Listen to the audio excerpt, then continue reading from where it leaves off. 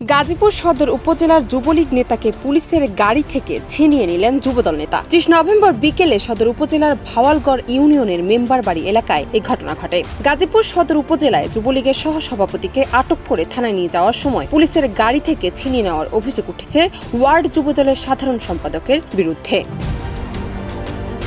আটক করা ওই যুবলীগ নেতার নাম রাজু। তিনি গাজীপুর সদর উপজেলা যুবলীগের সহসভাপতি। ছিনিয়ে নেওয়া যুবদল নেতার নাম আর মামুন শিকদার। তিনি সদর উপজেলার ভাওয়ালগড় ইউনিয়নের ৪ নম্বর ওয়ার্ড যুবদলের সাধারণ সম্পাদক। আটক যুবলীগ নেতাকে যুবদল নেতার নেতৃত্বে পুলিশের কাছ থেকে ছিনিয়ে নেওয়ার ঘটনা স্বীকার করেছেন জেলা পুলিশের জয়দেবপুর থানার ভারপ্রাপ্ত কর্মকর্তা আব্দুল হালিম। তিনি জানান, সুনির্দিষ্ট অভিযোগের ভিত্তিতে জিজ্ঞাসাবাদ ও তথ্য অনুসন্ধানের জন্য থানার একটি টিম যুবলীগ নেতাকে আটক করে থানায় নিয়ে যাওয়ার পথে যুবদল নেতা পুলিশের গাড়ি থেকে জোর করে নামিয়ে ছিনিয়ে নিয়ে যান। এদিকে যুবলীগের নেতাকে পুলিশের কাছ থেকে ছিনিয়ে নেওয়ার ঘটনা প্রকাশ হওয়ার পর থেকেই ওয়ার্ড যুবদলের সাধারণ সম্পাদক মামুন শিকদারকে ইউনিয়ন বিএনপির পক্ষ থেকে কারণ দর্শানোর নোটিশ পাঠানো হয়েছে।